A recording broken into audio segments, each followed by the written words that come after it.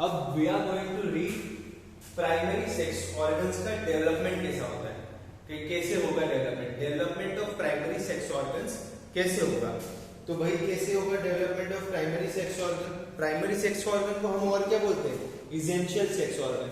Essential sex organ क्यों बोलते हैं प्राइमरी सेक्स ऑर्गन को? क्योंकि इनकी अगर ये नहीं होंगे रिप्रोडक्शन होगा ही नहीं। क्यों नहीं होगा? क्योंकि भाई फॉर्मेशन ऑफ गैमेट ही नहीं हो रहा है, ठीक है। तो सेक्सुअल रिप्रोडक्शन में प्राइमरी सेक्स ऑर्गन बहुत ज्यादा जरूरी है। अब प्राइमरी सेक्स ऑर्गन और इसेंशियल सेक्स ऑर्गन का डेवलपमेंट कैसे हो रहा है? कैसे हो रहा है भाई? हमारी पूरी बॉडी में हर ऑर्गन जो है, 3 जो आपकी लेयर्स हैं, जो आपके जब आप एम्ब्रियो मतलब जब आप किसमें होते हो, नियो मतलब इंट्रायूटेरल लाइफ में होते हो, तो 3 जो लेयर्स हैं, 3 जो जर्मिनल लेयर्स हैं, क्या है?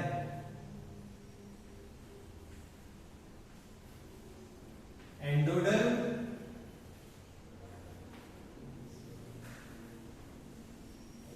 एक्टोडर्म और मेसोडर्म। हमारा हर ऑर्गन कहीं ना कहीं इन तीनों में से एक लेयर से डेवलप हुआ है या 2 लेयर से मिलकर बना है, ठीक है। तो अब जो हमारा प्राइमरी सेक्स ऑर्गन है ना, मैं बोलूं प्राइमरी सेक्स ऑर्गन, ठीक है, या इसेंशियल सेक्स ऑर्गन लिख लेना वो लगा के। तो प्राइमरी सेक्स ऑर्गन और इसेंशियल सेक्स ऑर्गन कौन सी लेयर से डेवलप हुआ है? मेसोडर्म से बना है, ठीक है। अब क्या है प्राइमरी सेक्स ऑर्गन? मेल में क्या है?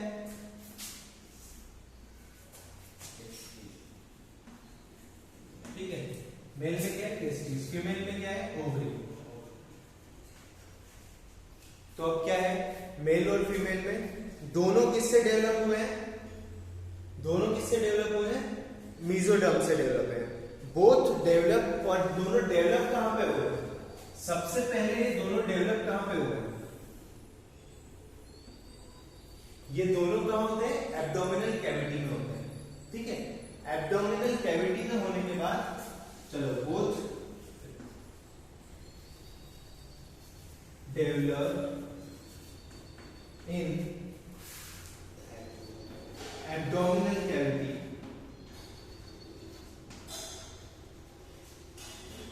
Both developed in abdominal cavity.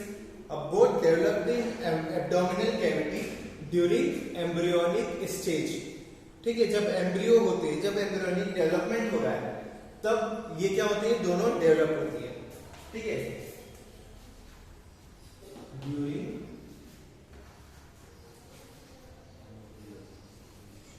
Embryonic development. अब ड्यूरिंग एम्ब्रियोनिक डेवलपमेंट ये क्या हुई? डेवलप हुई। अब इसमें क्या है? मेल का क्या है? टेस्टिस। अगर एब्डोमिनल कैविटी में डेवलप हुई है, क्वेश्चन नहीं है कि अगर ये एब्डोमिनल कैविटी में डेवलप हुई है तो ये फिर नीचे कैसे आएगी? ठीक है, हमारी एब्डोमिनल कैविटी में तो नहीं है ना टेस्टिस, कहां है? उससे थोड़ा नीचे। तो वो वहां कैसे पहुंचेगी? कैसे पहुंचती है? जब just before delivery, just before क्या करती है? बिफोर बर्थ ये डिसेंड होती है। कहां डिसेंड होगी? स्क्रोटम में, है ना। अगर टेस्टिस एब्डोमिनल कैविटी में डेवलप हुई है तो ये स्क्रोटम में कैसे पहुंची? कैसे पहुंची भाई? जस्ट बिफोर बर्थ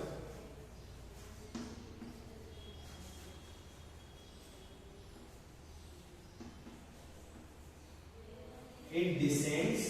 डिसेंड्स मतलब नीचे आती है,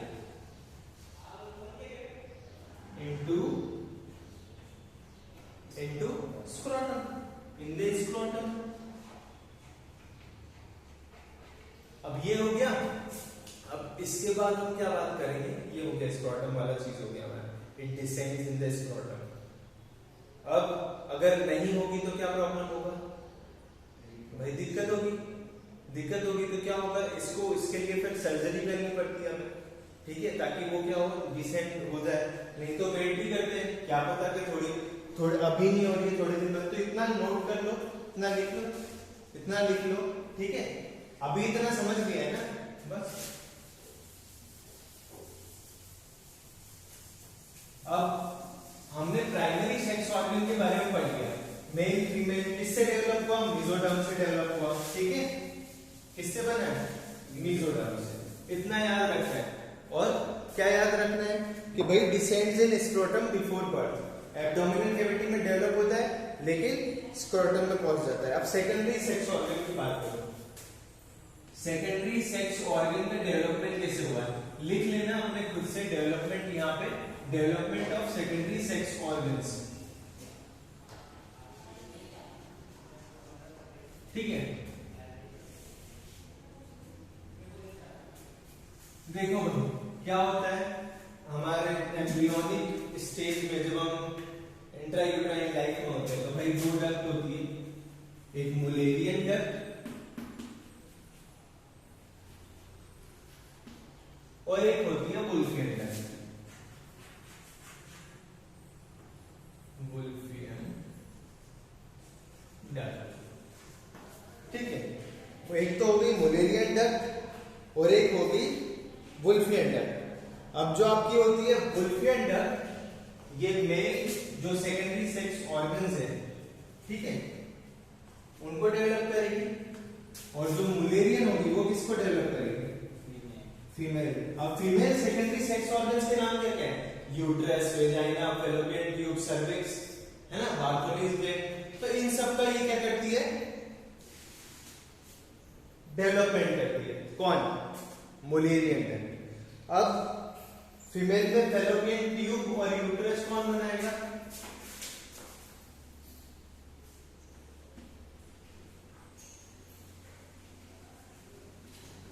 है ना, fallopian tube and uterus, vagina और सर्विक्स और भी है, ठीक है। मेल में वुल्फियन डक्ट क्या बनाएगा, एपिडिडाइमस हो गया और वास डिफरेंस हो जाएगा, ठीक है। और सेमिनल वेसिकल जो होगा, ठीक है, मैं लिख देता हूं एपिडिडाइमस और वास डिफरेंस, ठीक है, ठीक है। और सेमिनल वेसिकल कैसे बनेगा,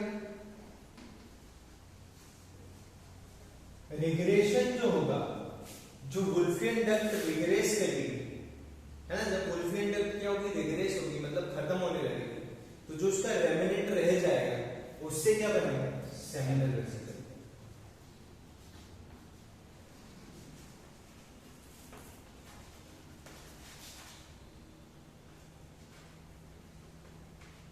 ठीक है, इतना लिख लो, नोट कर लो उसको,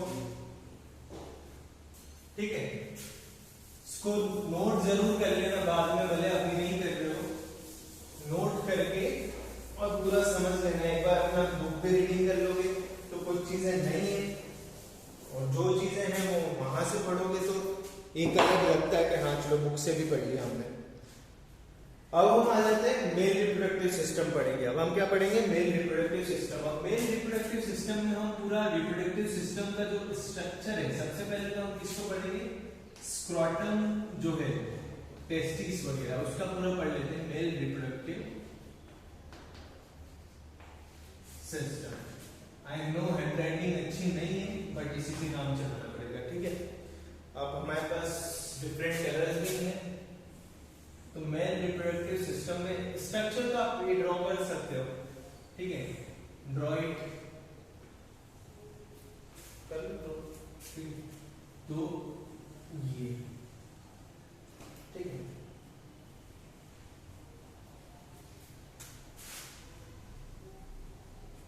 चलो ये हो गया आपका स्क्रोटम है, ठीक है। अब स्क्रोटम में याद करो, स्क्रोटम में देखो बाहर जो है ये क्या चीज है,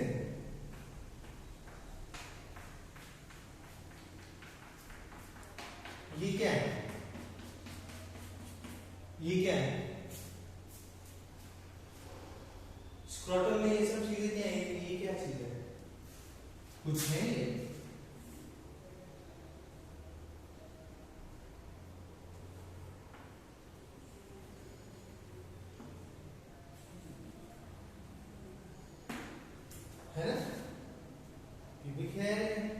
ठीक है, अब क्या है, स्क्रोटम के अंदर क्या होता है, टेस्टिस होती है स्क्रोटम के अंदर।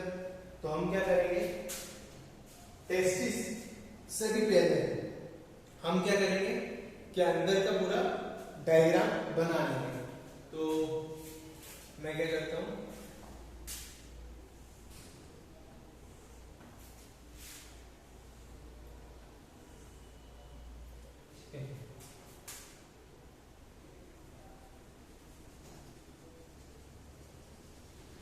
भाई स्क्रोटम है, ठीक है, तो स्क्रोटम आपको मालूम है कि भाई स्क्रोटम जो है कॉन्ट्रैक्शन रिलैक्सेशन होता है इसमें, ठीक है।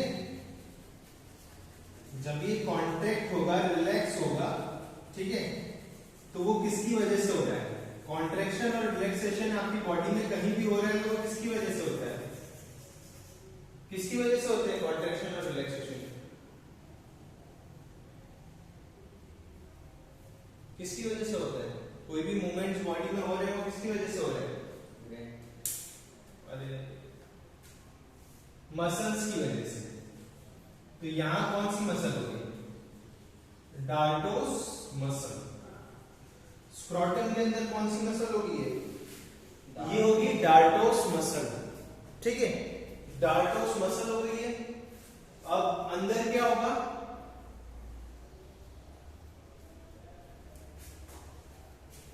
जहां भी मसल होती है, मसल के ऊपर एक फेशिया होता है, ठीक है, तो यहां वो फेशिया है, ठीक है, कवरिंग जो बोलते हैं हम, ठीक है, प्रोटेक्शन फेशिया होता है, फैट लेयर होती है, ठीक है।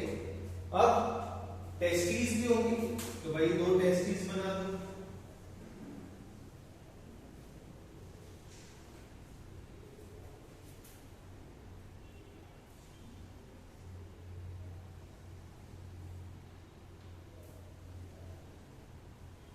ठीक है, 2 टेस्टिस बन गई। अब टेस्टिस को भी तो क्या चाहिए होगा भाई, कुछ ब्लड वगैरह और यहां से भी जाता ही होगा ना, तो वो किसके थ्रू जाता है, ब्लड नर्व सप्लाई और ये सब टेस्टिस को कैसे मिलती है, स्पर्मेटिक कॉर्ड के थ्रू।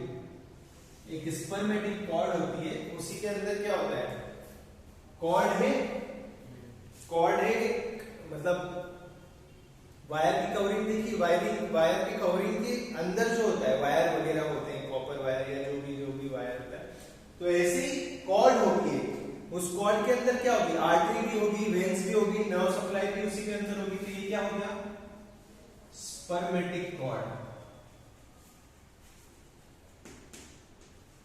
Spermatic cord. चलो स्पर्मेटिक कॉर्ड हो गया, ठीक है, या इंग्वाइनल कॉर्ड भी बोल सकते हैं। मेल में क्या होगी, मेल में वाइड होगी, फीमेल में नैरोअर होती है, ठीक है, स्पर्मेटिक कॉर्ड लिख लो उसको। अब एक क्या होता है, क्रीमेस्टर मसल होती है,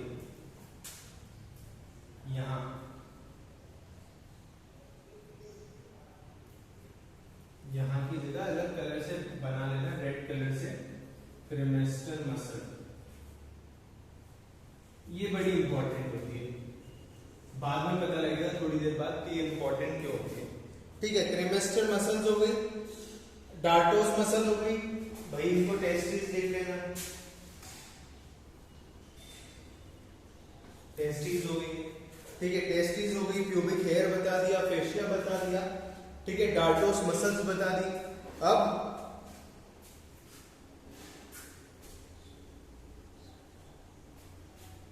इसको हम बोलते हैं गवर्नेकुलम, जो अटैचमेंट है ना नीचे, गवर्नेकुलम, गवर्ने CULUM, ठीक है, गवर्नेकुलम। चलो इतना हो गया। अब स्क्रोटम के बारे में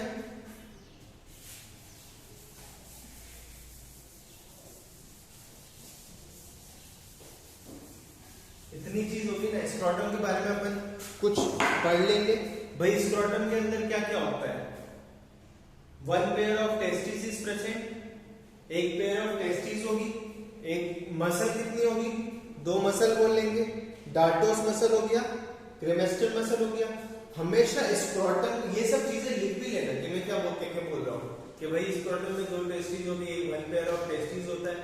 अब स्क्रोटम का टेम्परेचर हमारी बॉडी टेम्परेचर से हमेशा 2 से 2.5 डिग्री कम होगा, 2 to 2.5 डिग्री सेल्सियस कम होगा, always less than body temperature, है ना। जो नॉर्मल बॉडी टेम्परेचर है उससे हमेशा 2 से 2.5 डिग्री सेल्सियस कम होगा। अब टेस्टिस जो होती है वो किससे अटैच होती है? किससे अटैच है भाई? स्क्रोटम से अटैच है। किसके थ्रू अटैच है भाई? ये बताया था ना, ये क्या है? ये क्या है? ये इसको अटैच, स्क्रोटम से अटैच है किससे? गबर्नेकुलम। गबर्नेकुलम क्या होता है ये? गबर्नेकुलम से अटैच्ड है, ठीक है। Testis is attached to the wall of scrotum by या थ्रू गबर्नेकुलम, ठीक है। अब failure of testis to descend, मैंने बताया ना फेलियर ऑफ टेस्टिस अगर टू डिसेंड, हम पहुंच गए डेवलपमेंट में, अब ये डिसेंड नहीं हो पा रही है स्क्रोटम में, तो इसको हम बोलते हैं क्रिप्टो ऑर्किडिज्म, ठीक है। क्रिप्टो ऑर्किडिज्म बोलते हैं, ऑर्चिडिज्म, ठीक है, क्रिप्टो ऑर्चिडिज्म बोलते हैं इसको। अब इन प्रीमेच्योर बर्थ और इन प्रीमेच्योर बर्थ टेस्टिस में रिमेन इन डिसेंडिंग पाथवे, जो डिसेंडिंग पाथवे होता है जहां से इसको नीचे आना होता है वहीं पे ये रह जाती है, तो उसको हम बोलते हैं क्रिप्टो ऑर्किडिज्म, है ना। मतलब failure of testis to descend, है ना, टेस्टिस फेल हो गई डिसेंड करने में, ठीक है। अब इसके लिए क्या होगी? सर्जरी होगी। सर्जिकली हम क्या करेंगे? डिसेंड करवाएंगे टेस्टिस को नीचे स्क्रोटम में, तो उसके लिए सर्जरी का नाम क्या है? सर्जरी का नाम है ऑर्कीपेक्सी, ठीक है, ऑर्कीपेक्सी बोलते हैं। तो और सर्जिकल रिमूवल भी कर सकते हैं टेस्टिस का, तो उसको हम बोल देंगे ऑर्किडेक्टोमी। टॉमी मतलब कट करना, ऑर्की मतलब आपका टेस्टिस, ऑर्किडेक्टोमी। नाउ स्पर्मेटिक कॉर्ड जो है